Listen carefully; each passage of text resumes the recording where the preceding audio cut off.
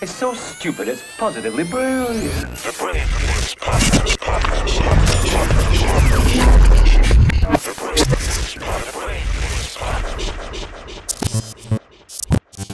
Listen, did you see the flack Rogan caught, Schulz? Yeah. Tell me what you thought about that. As a straight white male, well, yes. You're not all the way straight. You're a little crooked.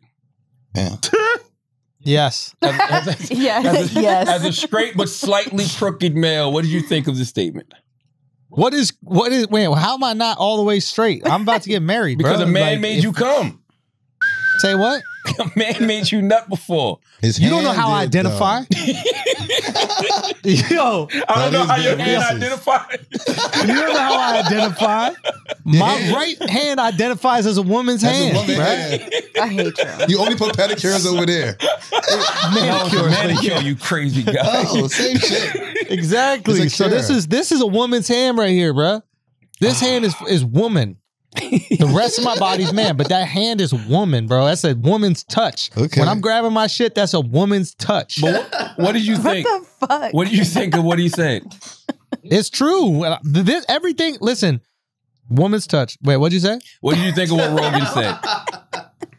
What are we saying exactly? So he was saying that like straight white males can't have an opinion these days? Yeah, I'll read. I mean, it was a long transcript because it's from the podcast, but I'll read the headline. Joe Rogan warns woke mob will make it so straight white men won't be allowed to talk or go outside. Don't get it. Yeah, I mean, I think he's being hyperbolic, right? He's taking that out of context. And like, clearly Joe is proof that straight white males can have an opinion, but he's not talking about himself, obviously, right? In order for him to be able to say whatever he wanted, he's gone through immense amount of flack. Like you don't get close to the amount of flack for having like very polarizing figures on the Breakfast Club that Joe gets for having like political pundits on Joe Rogan, right? So it's like, of course, what he's trying to say is that there is a heightened stakes that has to do with it. But I think that look, it's like, how do we say it? Like, can Joe say whatever he wants? Absolutely. He's made a career saying whatever he wants. Is he paying the price for saying it? Yes. And that is the cost that you have to pay for these things. And I think that he would agree with that. I think he's more referring to people who work for like corporations and they might have a conservative opinion, but be worried if they say that at their job that they might get fired, they might not get a raise, they might not do these things. And I think that's more what he was saying for. It's not specifically Joe. Like, I think Joe's a pretty self-aware guy. Maybe I'm more defensive of him, you know, because he's done a lot for me, just like I'm defensive of you because you've done a lot for me. So it's hard for me to see you guys and like see you guys do wrong. But I think that's what he's speaking on. I'm mad. I don't know. Does that make sense? What did you think? It makes perfect sense what you said, and I agree with you. I'm mad at Joe for one thing. I'm mad that he said straight white men because the woke mob eventually comes for everyone. And I think that it's a larger conversation to be had, but we can't get to the conversation, and you're kind of proving Joe's point again because Joe said straight white men, so everybody's stuck on that point. The truth to the matter is free speech is not free, and it never has been. There has always been a cost to the things that come out of your mouth. Now, are we paying too high of a price for things that we may be saying now that we didn't pay 10 years ago? Sure, to your point, because these corporations, they get upset, they want to back away. You know, people get on social media, they raise hell, so you know, you might lose speaking engagements, whatever it is, you lose all types of things. But eventually, wokeness comes for everyone. It cannibalizes everybody. I saw Don Lemon talking about it, you know, today, and he said that, hey, Joe Rogan, nobody's stopping straight white men from talking. Nobody's stopping any of us from talking. What Joe was saying is the backlash. That's what people don't want. So eventually people will get scared and not want to say anything. And they already are. Yes. And not just in entertainment, right? Comedians, radio personalities, podcasters. We can't even talk, bro. Like me and you can't, we can't even have an honest conversation without thinking we're going to step on a landmine and piss people the fuck off. That's a great point. And I think that's a great way of looking at it.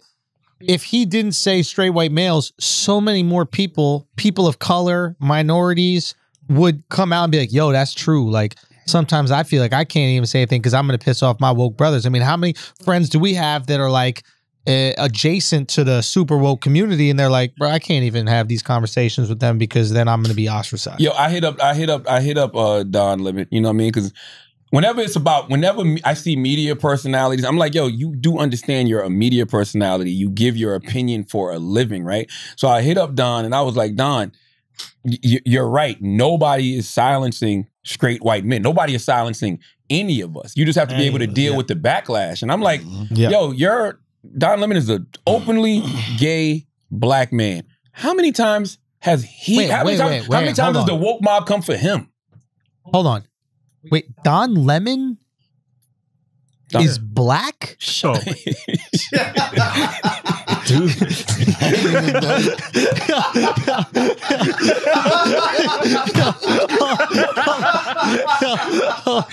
Andrew Schulz is the greatest, bro.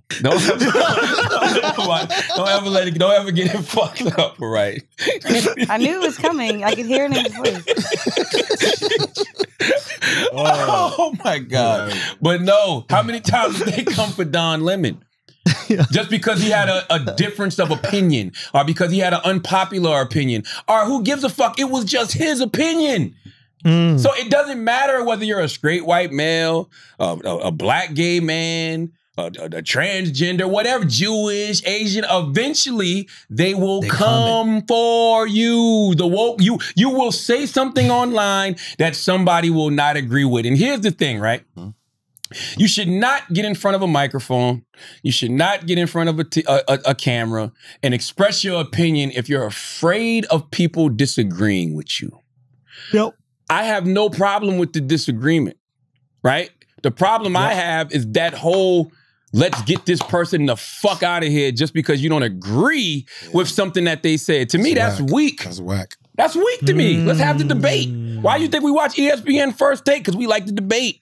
Why do you think that we watch CNN and MSNBC when it's the talking heads and the panels, or Bill Maher? Because we like the debate. Why can't we all just exchange ideas? As long as the ideas aren't dangerous, as long as the ideas aren't hurting nobody, as long as the ideas aren't calling for nobody to get killed, you know what I mean? Why can't we have conversation? That's all. That's it. I agree. I agree. That was my only thing. I think, I think that's a great take. And I think that's a really, really great take, because maybe what he didn't realize in the moment is that far more people and groups could relate to the opinion that he was having on it. And by making, yes, wokeness is coming for us all. I promise you, everybody gets a turn. The only people who don't get a turn are the ones that are lying to everybody. And they're playing it so safe that they're literally just saying whatever the crowd wants them to say. But even those people with their safe opinions, it's going to be somebody that disagrees with you. I say this to them on the Breakfast Club all the time. I tell Envy this all the time because Envy gets very frustrated. But one of my mentors, my man Cadillac Jack always talked about the law of 10. 3 people going to like it, 3 people not going to like it, 4 people just going to be on the fence about it, or 4 people not even going to give a fuck. So on social media, it is literally the epitome of everybody has an audience and everything has an audience. So it's just like, you got to, it comes with the territory, man. That was my only pushback on Rogan. Don't say straight white male, because now you make a conversation that should be macro, micro. Because we're not even focusing on what you said anymore. They're focusing on the fact that you, as a straight white man, and straight white men being the most privileged in this country historically, can always say what the fuck they want to say. But guess what? That doesn't mean that they're exempt from the consequences of, you know what's what interesting? They want to say. You know what's interesting? It's like, I'm sure this happened in history before, but there's like a unified reaction to wokeness that everybody experienced within their communities, right? Like, if you speak to somebody in the black community, the Asian community, the Indian community, or whatever, there is like a set of opinions that the community agrees upon. They're like, hey, this is the best for empowerment for us. And I would imagine that if you disagreed with any of those opinions, right, the community might be like, yo, what are you doing? Like, why aren't you riding for us? And they might not try to cancel you, but they might be like, yo, you're not doing the right thing for our group. I imagine that exists. Is that right or wrong? 100%. Okay, so like in a weird way, everybody's experienced cancellation. They've just experienced it from within their own group. Absolutely. This person isn't Spanish enough. This person isn't Asian enough. This person isn't black enough. This person is whatever. Absolutely. And now we're all unified in these feelings, right? Instead of it happening within your own community, it's like there's group thought to it. Oh, this person wasn't woke enough for Hollywood, for news, for entertainment, etc. It's weirdly becoming the most relatable thing. Bro, everybody gets a turn. Yeah. Like, I don't know what to tell you. If you tweet, if you on Instagram live, if you got a radio show, if you got a podcast, if you do stand up, if you create art for a living, eventually you're going to say something that is going to cause the woke mob to jump on your ass. Everybody gets a turn. Yeah. That's all I can tell you. I just hope that we get to the point where, you know, everybody starts taking some naps and we start getting some sleep, because all this woke shit is keeping us up too long and we're not thinking straight. We're tired and we're not able to have real conversations, real dialogue.